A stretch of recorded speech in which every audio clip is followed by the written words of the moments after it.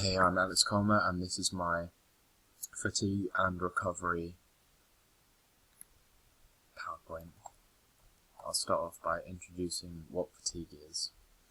Fatigue is something that is very harmful to athletes and can cause them, as you can see in the photo, to get very tired and completely just lose all will desire and not be able to run as well as they should be able to. One common reason why we fatigue is that we produce harmful waste products like CO2, lactic acid, stuff like that. One of the main ones, of course, is lactic acid. And as you say, you did a marathon, you'd start off, you'd be fine, and then as you got to mile 15 or so, you might start to produce lots of lactic acid, and that might cause you to fatigue, and then because you built up so much, that might be the reason that you hit the wall, and that was where you just completely just stop, and you can't actually go any further because it's just so painful, and your muscles just can't produce enough ATP to be able to produce the contractions needed. And there are many ways in which we can delay fatigue in order to last longer in, say, a marathon or something. One way that you can do this is by carbo loading before a race. This is where you start 7 days before you run a race, and you just have as much carbohydrates as you possibly can, so that when you run, you have a much higher amount of carbohydrate stores, and this means you'll avoid hitting the wall as you can continue to use carbohydrates as an energy source for a lot longer.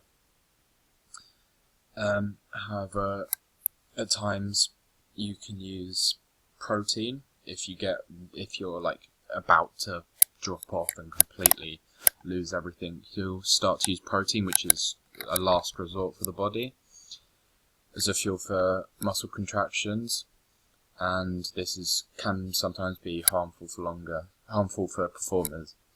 And after a race or a long period of exercise, you need to take 2-3 weeks off. So say after a marathon, some people will take 2-3 weeks off before going back to any training, just to let their body recover from all this fatigue and harmful waste products that are in their body. Next slide is about creatine. So creatine has limited stores that can only last for 8 to 10 seconds. And this is good for 100-meter sprinters, as you'll sprint for the 8 to 10 seconds, and it will give you the energy you need to produce for the muscle contractions to work as quickly as possible, so you can get the quickest time possible. And it's good because there's no harmful byproducts of this. It's just instantaneous, and you can do it constantly afterwards with maybe a 1-2 minute break in between each one. You can just keep going and going and going.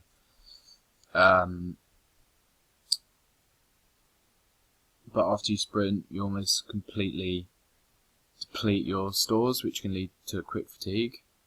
So if you carry on going for, say, 800 meters or something, or even 400 meters, it'll be bad as they run out so quickly, so you won't be able to get any muscle contractions or anything, and no energy to the body, so your muscles will fatigue very quickly as no energy is getting to them, and so that's very bad for longer distance runners than, say, 100 meters. And this can be seen in our Eastbourne data, as our first athlete, Charlie White, has a low peak power output but a high fatigue index, and this could be because he has fast glycolytic fibers, which means it'll go a lot quicker, so he'll run out stores a lot faster, which means he can fatigue quicker, in comparison to our second athlete, Will Rowe, who has a very, very high peak power output, one of the highest in our class, but he has a lot lower fatigue index than Charlie, and this could be because he has slow oxidative fibers, which could mean that he he doesn't use up energy as quickly, so he can go for a lot longer before getting fatigued. And next slide is about glucose and glycogen. So both glucose and glycogen are extremely important for our body, in the lactic acid system, and they produce the energy needed for muscle contractions and energy around our body. Both glucose and glycogen are found in many foods that have carbohydrates in them, and this is also linked to carbo loading. So if you carbo load enough, then you'll have enough glucose and glycogen in the body to keep you going for a lot longer, which means you won't hit the wall as quickly as, say, if you didn't carbo load or didn't have enough glucose and glycogen. And if you don't have enough in your body, then you'll go into something that's called hypoglycemia. And this happens when there is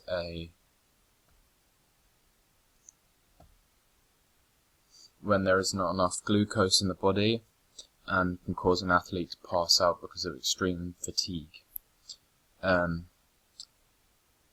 if the brain doesn't get enough glucose, it will cause central fatigue. So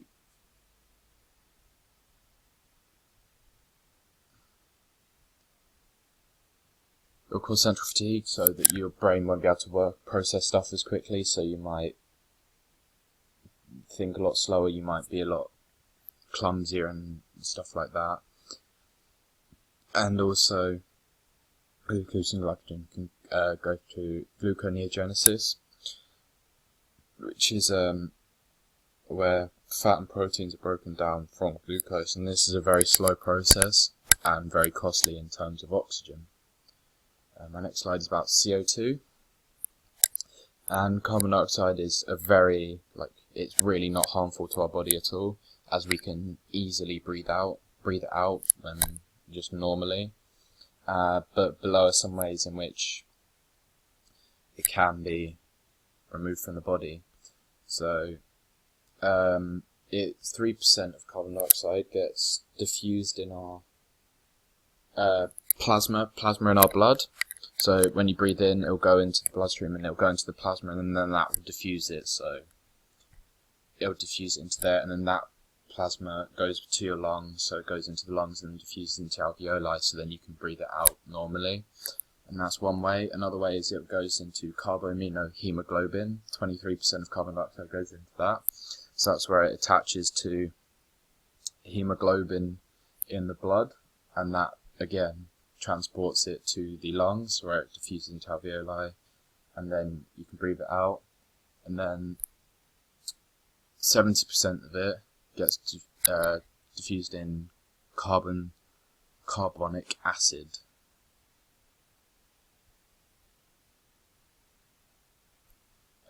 Then another way we fatigue is lactic acid, and the lactic acid system is dominant when doing a middle distance run, so 400 meters, as it only lasts for 20 to 40 seconds, so 400 meter sprinters is perfect for this. The main reason we have the lactic acid system is so that it can resynthesize ATP, but a side effect of this system is that it produces lactic acid as a harmful byproduct, and this is one of the worst byproducts like our body. So when you start to produce lactic acid, it will increase the acidity in your lungs and increase the acidity in your muscles, and drops the pH, so the acidity increases but pH drops in your muscles, which will mean that the affinity for hemoglobin will get a lot lower as you're denaturing the bonds, so it'll be a lot harder for oxygen to attach to hemoglobin, so you won't be able to take in as much oxygen, so you'll be constantly breathing, and it'll be a lot harder to do that. And also enzymes are used to break down the lactic acid system, so glucose to glycogen, the enzymes that break down that will denature as the acidity increases. That denatures the enzymes, so that you won't be able to use them as much. So the way it does, it'll go a lot slower. So your muscle contractions will slow down considerably as well. So it'll be a lot harder to run as quickly, and it's very painful because it activates the pain receptors in your muscles when that lactic acid builds up. So when you're running and you've got lactic acid in your body, it's really painful. And from our Eastbourne data here, we can see that the more, as I've said before, that Charlie White, so Beth had done not as much. She only had a p-power output of 500, but her fatigue index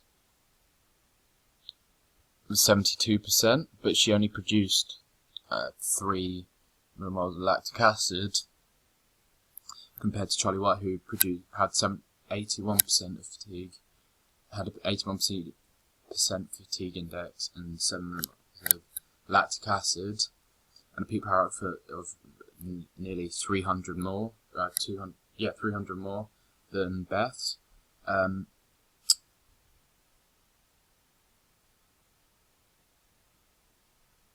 So that could be because Beth maybe hadn't done as much, like her body might not be used to going as quickly as possible. She might be more suited to long distance runners. That's why she fatigued so quickly when doing a high intense maximal cycle for 30 seconds.